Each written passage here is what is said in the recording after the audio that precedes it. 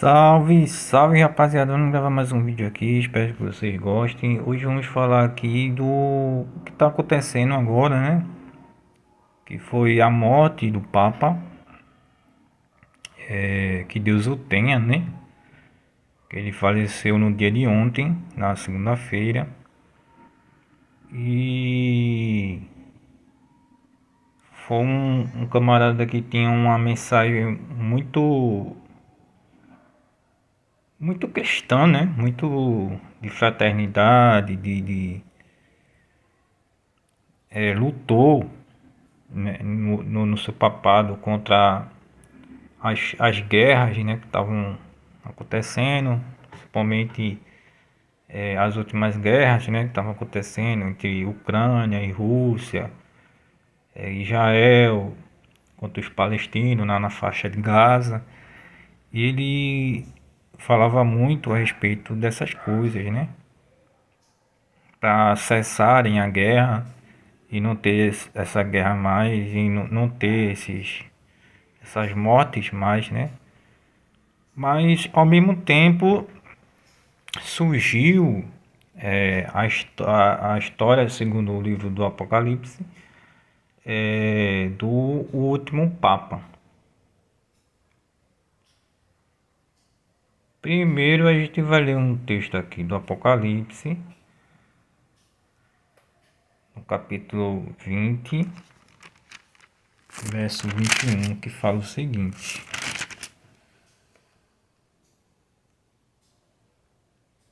Deixa eu ver.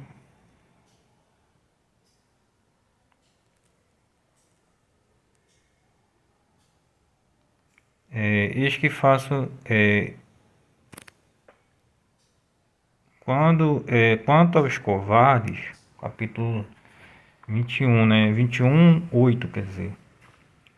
Quanto aos covardes, porém, e aos infiéis, aos corruptos, aos assassinos, aos impudicos, aos magos, aos idólatras e todos os mentirosos, a sua porção se encontra no lago ardente de fogo e enxofre, que é a segunda morte. Porque comecei falando sobre esse texto. Nada contra os católicos, tá? Nada contra. Mas é só para elucidar um pouco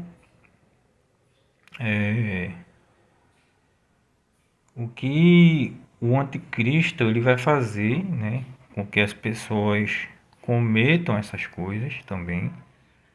Mas a gente vai destrinchando mais. Na verdade, a Igreja Católica, ela teve, na história, né? Ela teve 266 papas. Na história, ela teve 266 papas.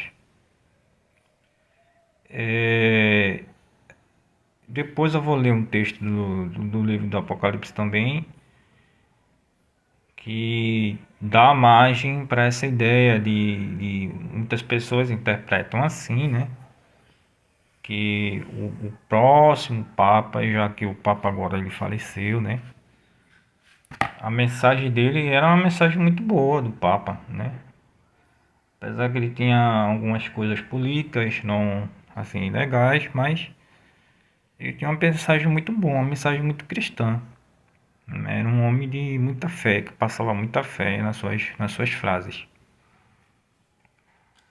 Mas tem profecias que, pô, desde quando eu me converti, sei lá, isso em 2009, que eu vinha falar sobre, que escutava sobre essas profecias, né? As profecias do. Mas eu vou falar depois do texto, que se encontra no livro do Apocalipse também. Aí tem um bispo, e tinha Nostradamus também, né? Tem um bispo, um papa, chamado São Malaquias. Ele foi um bispo da igreja e depois se tornou um papa também, que falava que quando chegasse no número de 112 papas, esse centésimo décimo segundo Papa, ele teria a ver com o fim dos tempos, né? Mas, como eu falei antes, teve 266 papas na história, né? Aí vamos para o texto aqui do Apocalipse, que muitas pessoas interpretam dessa forma, né? Que é o livro do capítulo 17 do livro do Apocalipse, que fala o seguinte, versos 10 e 11. Aí vamos ler o versículo 9 também, né? E o versículo 8 que fala o simbolismo da besta e da prostituta. A besta que viste e existia, mas não existe mais, está para subir do abismo, mas caminha para a perdição. Os habitantes da terra, cujos nomes não estão escritos no livro da vida desde a fundação do mundo, ficarão admirados ao ver a besta, pois ela existia, não existe mais, mas reaparecerá. Aqui é necessário a inteligência. Quem tem discernimento, as 7 cabeças são 7 montes sobre os quais a mulher está sentada. São também 7 reis, dos quais 5 já caíram. Um existe e o outro ainda não veio, mas quando vier deverá permanecer por pouco tempo. O verso 11. A besta que existia e não existe mais é ela própria o oitavo e também um dos 7, mas caminha para a perdição. Aí o verso 12 diz: os 10 chifres que viste são 10 reis, que ainda não receberam um reino. Estes, porém, receberão autoridade como reis por 1 hora apenas, juntamente com a besta. É entendido, pelo menos assim a maioria, que esse texto, as 7 colinas que fala, né? É entendido que as 7 colinas aí, isso é desde interpretações católicas até interpretações protestantes, que esse local que tem 7 colinas e que tem 7 reis é o Império Romano. É o Império Romano, como fala na Bíblia de Jerusalém, né, que é essa versão que eu li agora, é o Império Romano corrompido. É o Império Romano imperial. Então, como o apóstolo João ele está nesse período imperial,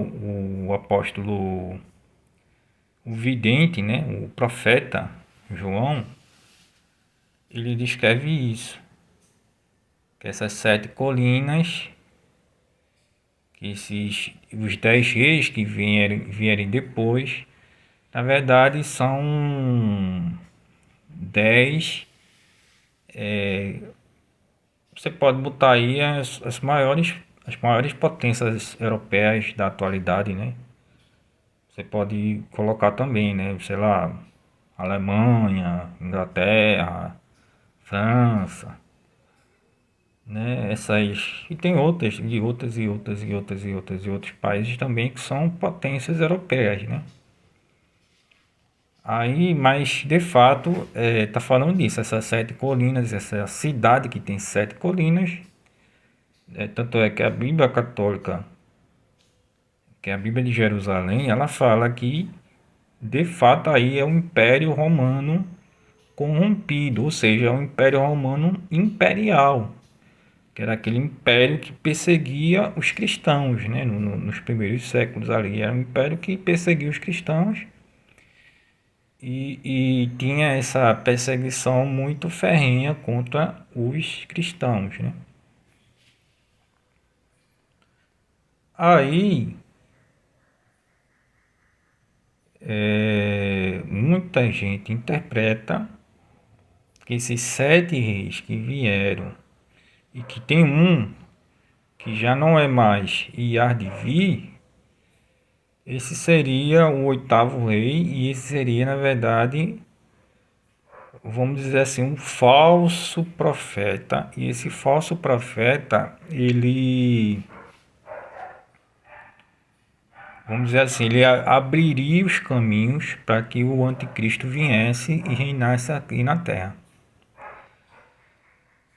Aí vamos para mais um versículo, né, que é o versículo de Mateus 24:15,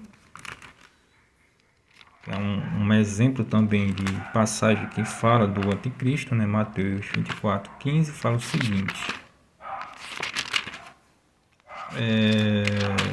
vou ler aqui agora. Quando, portanto, virdes a abominação da desolação, de que fala o profeta Daniel, está lá dando lugar santo, que o leitor entenda. Aí fala, né, depois do período de perseguição contra os cristãos, contra a igreja, né? Aí também vamos ver o livro de Daniel, que é lá no Antigo Testamento. O livro de Daniel fala o seguinte sobre o anticristo. Vou ver aqui, livro de Daniel. Estou lendo aqui a Bíblia de Jerusalém, né? Um pouquinho, estou chegando lá. Tá? Jeremias, Isaías, Ezequiel. Pronto, Daniel. Daniel capítulo 9.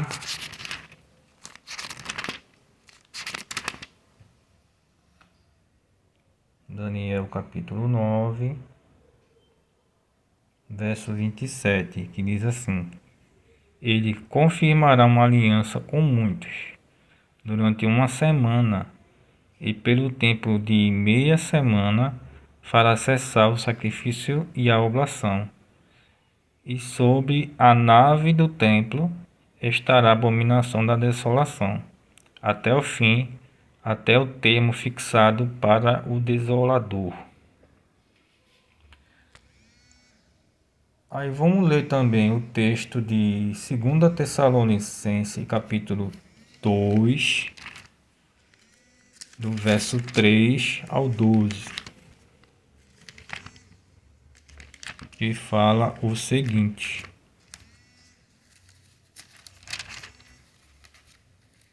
vamos aqui para 2 Tessalonicenses,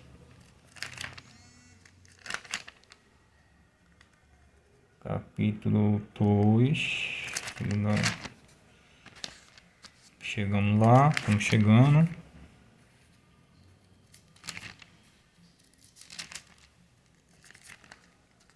2 Tessalonicenses, capítulo 2, do verso 3 até o 12, fala o seguinte: Não vos deixeis seduzir de modo algum, por pessoa alguma, porque deve vir primeiro a apostasia e aparecer um homem ímpio, o filho da perdição, o adversário que se levanta contra tudo que se chama Deus, ou recebe culto, chegando a sentar-se pessoalmente no templo de Deus, e querendo passar por Deus.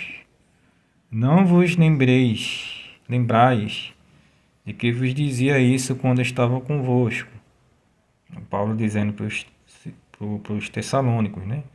Agora também sabeis que ainda o retém, para aparecer só a seu tempo, pois o mistério da impiedade já age. Só é necessário que seja afastado aquele que ainda o retém. Então aparece um ímpio, aquele que o Senhor destruirá com o sopro de sua boca e o suprimirá pela manifestação de sua vinda.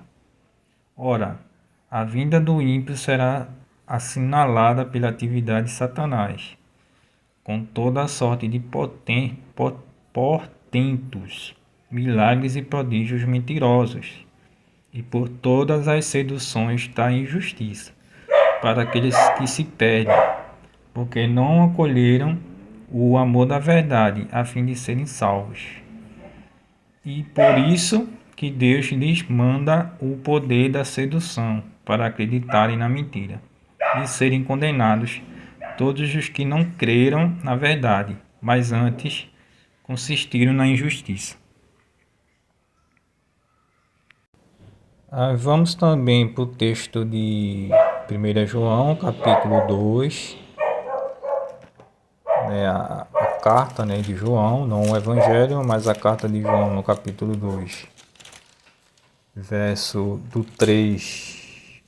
22 ao 29, desculpa, que fala o seguinte. Estamos achando aqui, vai ser textos assim bem. 1 João capítulo 2, do verso 22 ao 29, fala o seguinte.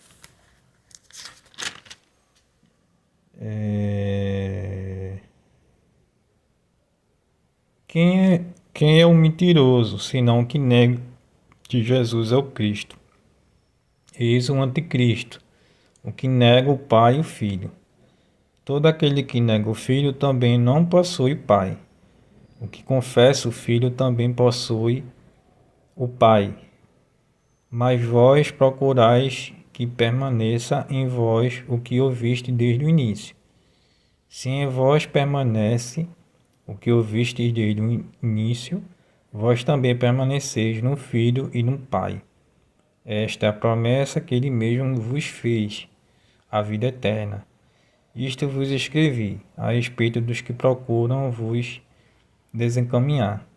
Quanto a vós, a unção que recebeste, dele permanece em vós, e não tendes a necessidade de alguém vos ensinar.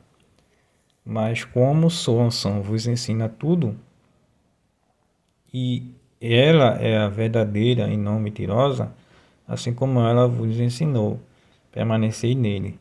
Agora, pois, filhinhos, permanecei nele, para que, quando ele se manifestar, tenhamos plena confiança e não sejamos confundidos, por estarmos longe dele na sua vinda. Se sabeis que ele é justo, reconhecei que todo aquele que pratica a justiça nasceu dele. Então, assim, a gente viu vários textos, né? Vários textos. A gente viu o Apocalipse 17, a gente viu o Apocalipse no começo do capítulo, o capítulo 20, né? A gente viu Mateus 24, a gente viu Daniel, o profeta, a gente viu falando sobre o homem da desolação, primeira, segunda Tessalonicenses falando sobre o homem da desolação, e 1 João, capítulo 2, que fala de um anticristo, vamos dizer assim, diferente dos primeiros, né? O anticristo de João, ele já nega Cristo, né? Ele nega que Cristo veio em carne. Isso será uma das negações do anticristo. Então, assim, sobre essa referência do Papa, a morte do Papa e o que há de vir, né, até mesmo vai ter o conclave agora, né, para escolher um novo Papa. Essa votação não é feita por nós, é feita por cardeais e bispos. Mas assim, vamos ter cautela, não é bem assim não, né? A gente tem que ver que livros como o livro do Apocalipse, o sermão profético de Mateus 24, 1 Tessalonicenses, 2 Tessalonicenses, desculpa, e 1 João, eles podem estar ali dentro de uma ideia, como eu posso dizer, metafórica. Ele pode estar dentro desse campo aí da metáfora, da profecia de um de uma figura de linguagem, né? E não é bem assim não que a banda toca não, entendeu? E é isso aí, espero que vocês gostem do vídeo. Fica com Deus, até a próxima. Fui.